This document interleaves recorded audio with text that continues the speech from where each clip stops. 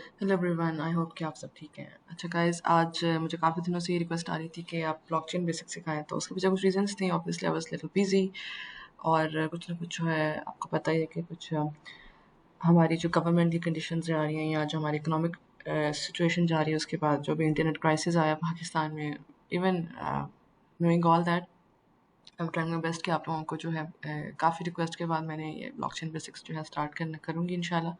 और आज की ये पहली वीडियो है जो कि आप देख रहे हैं, तो मैं इसको स्टेप बाय स्टेप लेके चलूँगी ताकि जितने भी लोग जिनके लिए ये बिल्कुल न्यू टॉपिक है, जिनके लिए बिल्कुल एक न्यू कॉन्सेप्ट है, उन्हें पता लगे कि ब्लॉकचेन बेसिकली होती क्या है। तो I will start with very short video today. मैं चाहूँगी कि इसको जितना भी हम इसको इलोंगेट ना ही करें, ठीक है, आपका टाइम भी सेव हो और इस इंटरनेट के अंदर भी आपको चीज़ें समझ आ सकें। चलिए स्टार्ट करते हैं कि ब्लॉकचेन बेसिकली है क्या। तो मैं बता देती हूँ कि ब्लॉकचेन जो होती है कि जैसे आपके सामने स्क्रीन पे यहाँ पर है कि ब्लॉकचेन जो है वो एक टेक्नोलॉजी है, एक सिस्टम है, एक कॉन्सेप्ट है जिसके अंदर इनोवेशन और अडेप्टेबिलिटी, ये दोनों चीज़ें बहुत ज़्यादा वर्क साइड बाय साइड काम करती हैं। अब अगर हम देखें कि जो ब्लॉकचेन है बेसिकली काम कैसे करती है, तो जो ब्लॉकचेन होती है ना, ये एक डिस्ट्रीब्यूटेड लेजर है। अब आप में से बहुत से लोग क्वेश्चन करेंगे कि जी डिस्ट्रीब्यूटेड लेजर क्या होता है। आपने कभी बैंक्स में देखा होगा या कहीं भी किसी भी आप शॉप पे चले जाएँ या और चले जाएँ पुराने सिस्टम्स में जहाँ पे बैंक्स होते थे या जहाँ पे कहीं पे हिसाब किताब होता था। तो जहाँ पर चीज़ें रिकॉर्ड में आती हैं ना, यानी कि कितने पैसे गए, कितने पैसे आए, ठीक है, और क्या चीज़ें खरीदी और क्या चीज़ें नहीं खरीदी, उसके लिए एक बाकायदा है पूरा, हम उर्दू में एक वर्ड यूज़ करते हैं, खाता। तो जी लेजर्स जो होती है ना, वो खाते को कहते हैं। बहुत ही आसान वर्ड्स में, बिल्कुल एक लेमैन की अगर हम लैंग्वेज में बात करें तो लेजर एक रिकॉर्ड ऑफ ट्रांजैक्शंस को डिनोट करता है। अब ब्लॉकचेन टेक्नोलॉजी जो है वो रिलाई करती है लेजर सिस्टम के ऊपर। अब ये जो लेजर्स होती हैं ना, they are known as distributed ledgers. By the word distributed, इसका यहाँ मतलब है कि वो चीज़ एक इंसान के पास नहीं है, वो चीज़ बहुत से लोगों के पास है, ठीक है। और इस तरह होता ये है कि उसकी जो कॉपीज़ हैं, यानी कि मिसाल के तौर पे अगर मैंने आज एक लेजर तैयार किया तो वो लेजर जस्ट मेरे पास नहीं होगा, वो खाता जस्ट मेरे पास नहीं होगा, उसकी कॉपीज़ बहुत से लोगों के पास होंगी। जब एक चीज़ की कॉपीज़ बहुत से लोगों के पास होती हैं तो उसमें चेंजेस के चांसेस कम होते हैं, उसमें डुप्लीकेशन के चांसेस कम होते हैं, उसमें एरर के चांसेस कम होते हैं। अगर कोई एक इंसान भी इसमें कोशिश करेगा चेंज करने की, तो जो दूसरे होंगे वो कहेंगे कि ये तो ऑब्वियसली जो डाटा है हमारे से मैच नहीं कर रहा, ये ट्रांज़ैक्शन कहाँ से डिलीट हुई है या ये ट्रांज़ैक्शन कहाँ से ऐड हुई है। तो जब भी हम कोई चीज़ ऐड करेंगे या डिलीट करेंगे या उसमें चेंज करेंगे, तो उसका जो रिकॉर्ड होता है वो ट्रांज़ैक्शंस का, वो सब लेजर्स में at the same time record होता है। यानी कि जो उसकी सिंक्रोनाइज़ेशन है वो सेम टाइम चलती है। एक टाइम में एक ही ट्रांज़ैक्शन की जो भी डिटेल्स हैं वो आप एक लेजर में नहीं चेंज कर सकते। अगर आपने चेंज करना है, डिलीट करना है, ऐड करना है, वो सब के सब ट्रांज़ैक्शंस के अंदर या सब के सब लेजर्स में जो है वो जो जिन-जिन के पास भी उस लेजर की कॉपीज़ हैं, उन सब लेजर्स में चेंजेस आएँगी। ठीक है? तो इन द सेम वे जो डिस्ट्रीब्यूटेड लेजर सिस्टम है, ये सबसे पहली जो इसकी कह लें बेस है ब्लॉकचेन की, कि एक एक लेजर बहुत से लोगों के पास जो है वो कॉपीज़ के अंदर मौजूद है और उस कॉपीज़ के अंदर कोई चेंजेस नहीं की जा सकती जब तक सब के सब ट्रांज़ैक्शंस, सब के सब लेजर होल्डर्स उसको अलाउ ना करते। सेकंड जो इसके अंदर यहाँ पे हम बात कर रहे हैं कि इसका जो सिस्टम है वो काम करता था, फर्स्ट फर्स्ट जो बिटकॉइन की पहली ब्लॉकचेन थी वो काम करती थी प्रूफ ऑफ वर्क के ऊपर। अब प्रूफ ऑफ वर्क क्या है? प्रूफ ऑफ वर्क एक सिस्टम है कि जब एक ही ट्रांजैक्शन, एक ही आप कह लें कि टास्क बहुत से कंप्यूटर्स को दिया जाता है। जब जैसे यहाँ पे मेंशन है, in order to validate and record new transactions of data, blockchain networks use proof of work. अब प्रूफ ऑफ वर्क क्या है? प्रूफ ऑफ वर्क पजल्स हैं जो कि नोड ऑपरेटर्स या जो भी नोड होल्डर्स होते हैं वो जो है वो उनको यूज़ कर रहे होते हैं। बेसिकली ये कम्प्लेक्स क्रिप्टोग्राफिक इक्वेशंस होती हैं जो कि सॉल्व होती रहती हैं टाइम के साथ साथ। अब जितने भी कंप्यूटर्स हैं या जो माइनिंग रिग्स होती हैं उनमें ये प्रूफ ऑफ वर्क सिस्टम जो है ये इनकॉर्पोरेटेड होता है, बिल्कुल स्टार्ट के सिस्टम में, जिसको हम माइनिंग भी कहते हैं। यानी जो हमने उनको इक्वेशंस दी हैं, क्वेश्चन दिए हैं, वो सब बैठकर सॉल्व करते हैं उन्हें। और जब भी कोई इनमें पहले सॉल्व कर लेता है तो उसको एक रिवॉर्ड मिलता है। उस रिवॉर्ड को हम उस टाइम में एक टोकन या एक कॉइन कहते थे, जो कि बेसिकली बिटकॉइन था। तो जो भी उस इक्वेशन को पहले सॉल्व करता था उसके पास उस इक्वेशन या उस सोल्यूशन के लिए एक रिवॉर्ड आता था, और वो रिवॉर्ड एक टोकन या कॉइन की फॉर्म में, जिसको हम बिटकॉइन या हम उसको एथेरियम भी कहते थे। अब सेकंड यहाँ पर एक और चीज़ है वो है हैश फंक्शंस। अब हैश फंक्शंस क्या होते हैं? देखिए, हैश फंक्शन जो है वो किसी भी ब्लॉक की ट्रांजैक्शन को वेरीफाई करने के लिए एक की के तौर पे काम करते हैं। मैं आपको कोशिश करती हूँ इसको विजुअली बताने की, लेकिन अभी इसको ज़रा कॉन्सेप्चुअली अंडरस्टैंड करें कि जब एक ब्लॉक बन रहा होता है तो उस ब्लॉक के ऊपर की होती है। वो की जो है वो रिप्रेजेंट करती है कि ये एक ख़ास ब्लॉक का ही डाटा है। मिसाल के तौर पे अगर हमारे पास 4 ब्लॉक्स हैं, तो लेट्स से ब्लॉक 1 की जो की है वो है x, ब्लॉक बी की जो की है वो है x, और जो ब्लॉक सी की जो की है वो है xy, और जो ब्लॉक y की जो ब्लॉक डी है उसकी जो की है वो है yy। तो जब भी हम किसी डाटा को वैलिडेट करेंगे या हमें पता लगेगा कि ये डाटा ब्लॉक 1 में पड़ा हुआ है या ब्लॉक ई में पड़ा हुआ है, तो पहले हम उसकी जो की है या जो उसकी नॉड है या जो उसकी हैश है उसको वेरीफाई करेंगे। फिर ट्रांजैक्शन वहाँ से जो हम उसको वेरीफाई करके उसके बाद ही जो है ब्लॉकचेन की जितनी भी चीज़ें होती हैं उनको हम स्टडी कर रहे होते हैं कि ये ब्लॉकचेन का डाटा है, इतनी इसमें ट्रांजैक्शंस पड़ी हुई हैं, ये इसका हैश है, और तभी जो है वो ब्लॉकचेन के अंदर वो ब्लॉक ऐड होता है। तो कभी भी कोई ट्रांजैक्शन किसी भी ब्लॉक में ऐड नहीं होती जब तक उसकी हैश वेरीफाइड ना हो, उसकी ट्रांजैक्शन वेरीफाइड ना हो, और वो सब के सब जितने भी मेंबर्स हैं उसको एक्सेप्ट ना कर लें। अब इसको जरा थोड़ी सी एक विजुअल रिप्रेजेंटेशन देख लेते हैं। अब मिसाल के तौर पे आपके सामने लेट्स से एक ब्लॉकचेन है। ऐसे मैं आपको छोटी सी एक ब्लॉकचेन यहाँ बना के दिखा देती हूँ कि कैसे काम कर रही होती है।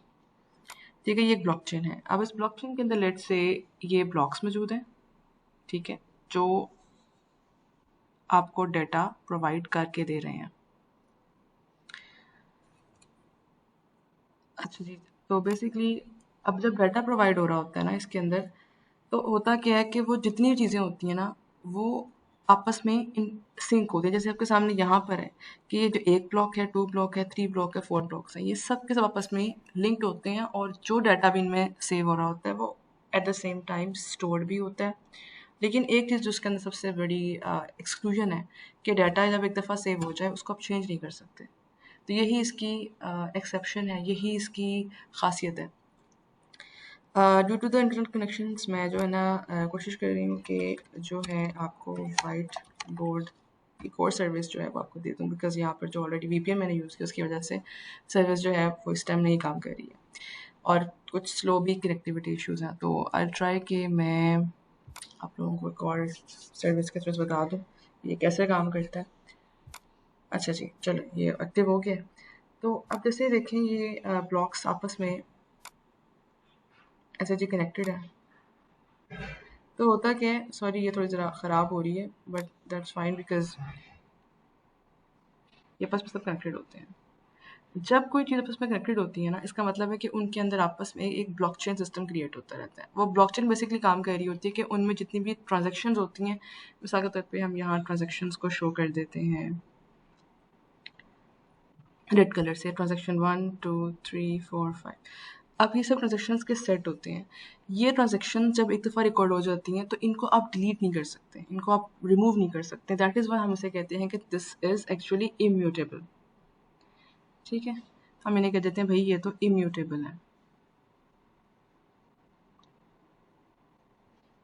ठीक है, एक चीज़ ये, तो पहला जो इसका रूल है वो है इम्यूटेबिलिटी। एक दफ़ा रिकॉर्ड हो गई, you can not remove them. अब जब ब्लॉकचेन बन रही होती है ना, तो उसमें जो ट्रांजेक्शन्स हैं वो आपस में मुसलसल सिंक्रोनाइज होती हैं। तो जितनी बड़ी ब्लॉकचेन होती है वो उतनी ही सिक्योर होती है। इसका मतलब है कि जब bigger the size the secure it is, तो उतनी ही ये सिक्योर होगी। तो अब इसे होता क्या है कि जो इसकी सिक्योरिटी है हम इसको भी यहाँ पर मेजर कर सकते हैं। तो ब्लॉकचेन जो है वो बेसिकली एक ट्रांजैक्शन सिस्टम है, एक कॉन्सेप्ट है जहाँ पर आपकी जितनी रिकॉर्ड ऑफ ट्रांजैक्शंस हैं, ठीक है, वो सेफ होती हैं, उसमें कोई चेंज नहीं होती है, वो डिस्ट्रीब्यूटेड होती हैं। मतलब जब एक दफ़ा किसी के पास चली गई तो वो वहाँ पर सेव रहती हैं। अगर आप लेट से इस ब्लॉकचेन में कोई कोशिश करता है कुछ गड़बड़ करने की या डिलीट करने की, ठीक है, तो ये जितने भी नोड्स हैं ये सब आपस में से कहेंगे कि ये चेंज जो है वो कैसे अकर हो गई है, जिसका मतलब है ये फेक ट्रांजेक्शन थी या एक फेक रिकॉर्ड अंदर आने की कोशिश कर रहा था। उसके साथ साथ जो इसमें एक और चीज़ है वो हम यहाँ पर इसको देख लेते हैं, वो होती है इसकी हैश रेट। अब हर एक के ऊपर एक हैश नंबर होता है। लेट्स से इसके ऊपर ए है, इसके ऊपर बी है, इसके ऊपर सी है, इसके ऊपर डी है, इसके ऊपर ई है, इसके ऊपर एफ है। वैसे आइडियोलॉजिकली ऐसे नहीं होता, लेकिन मिसाल हम सिर्फ अंडरस्टैंडिंग के लिए यहाँ पे इसको समझ रहे हैं कि हर एक का एक कॉन्सेप्ट डिफरेंट होता है, हर एक के ऊपर एक नंबर और की डिफरेंट होती है। तो इसका अपना रेट होगा, ठीक है, इसका लेट से सी है, तो इसकी पहले ये सी वैलिडेट होगी, यानी जो सी हैश है वैलिडेट होगी, फिर ट्रांजेक्शन्स वैलिडेट होंगी, फिर जाके ये ब्लॉक ऐड होगा। अब लेट से मैं यहाँ पर एक और जो है वो ब्लैक करना, जो एक और ब्लॉक है वो ऐड करना चाहती हूँ। तो what I will do is, सबसे पहले उसकी एक हैश क्रिएट होगी, ट्रांजेक्शन्स होंगी, प्रूफ ऑफ वर्क के थ्रू उसमें एडिंग होंगी चीज़ें, और जैसे ही वो उसमें ऐड होती है तो वहाँ पर जो है वो आप कह लें कि ये एक दफ़ा जब ऐड हो जाती है तो मिसाल के तौर पे जितनी ट्रांजेक्शन्स हैं ये सब वेरीफाई होंगी, उसकी हैश वेरीफाई होगी और फिर कहीं जाके ये इस ब्लॉक में ऐड होगी, ठीक है। तब जो है वो ब्लॉक हमारा मज़ीद बड़ा हो जाता है, तो हमारी ब्लॉकचेन और बड़ी हो जाती है। तो इस तरह से जो है गाइस आप लोग ब्लॉकचेन को अंडरस्टैंड कर सकते हैं, आप लोग सिस्टम को अंडरस्टैंड कर सकते हैं, आप लोग ये अंडरस्टैंड कर सकते हैं कि जो इम्यूटेबिलिटी क्या है, लेजर सिस्टम क्या है, ब्लॉकचेन बेसिकली होती क्या है। प्रूफ ऑफ वर्क के ऊपर भी मैं एक छोटी सी वीडियो बना के आपको बताऊंगी कि ये बेसिकली होता क्या है, लेकिन ये कोई इतना बड़ा कॉन्सेप्ट नहीं है। प्रूफ ऑफ वर्क जो है वो असल में उनकी सिस्टम ऑफ वर्किंग है, यानी ब्लॉकचेन काम कैसे कर रही है, ब्लॉकचेन किस तरीके से ट्रांजैक्शंस को ऐड कर रही है, ब्लॉकचेन किस तरीके से बिटकॉइन को माइन कर रही है, ठीक है। तो जब वो बिटकॉइन अपने आप को माइन कर रहा होता है या बिटकॉइन की माइनिंग हो रही होती है तो उस वक्त प्रूफ ऑफ वर्क के थ्रू ही हम बिटकॉइन जनरेट करते हैं, तो तभी जाकर वो ब्लॉक्स का हिस्सा बनते हैं और ट्रांजेक्शन ऐड होती हैं और उसके बाद वो ब्लॉकचेन जो है उतनी सिक्योर, इम्यूटेबल और जो है वो एक्सक्लूसिव बन जाती है। तो ये छोटी सी वीडियो थी, मैंने इसलिए बनाई ताकि आप लोगों को अंडरस्टैंडिंग हो। आप लोग जो अपने क्वेश्चंस हैं वो कमेंट्स में ज़रूर रखें। आई वाज ट्राइंग कि मैं लाइव सेशंस ज़रूर करूं, but due to the internet connectivity issues वो लाइव स्ट्रीमिंग भी नहीं हो पा रही है। और इंशाल्लाह इन द कमिंग टाइम मेरी ये कोशिश है कि आप लोगों को उनके साथ एक छोटे-छोटे सेशन जो है वो ज़रूर रखे जाएँ। उसमें आप जो अपने क्वेश्चंस हैं ज़रूर किया करें। अगर नहीं तो ग्रुप जो है व्हाट्सएप का, वहाँ पे भी अपने क्वेश्चंस कर सकते हैं। तो ये एक छोटी सी जर्नी जो हमने साथ रखनी है। तो गाइस मुझे ज़रूर याद रखिएगा दुआ में, आप सब्सक्राइब कर लीजिए चैनल और वीडियोस में जो है लाइक कर दिया करें। और आपके जो क्वेश्चंस हैं आपने ग्रुप में भी मुझसे कर सकते हैं और आप यहाँ पर कमेंट्स में भी कर सकते हैं। Have a good time guys, अल्लाह हाफिज़।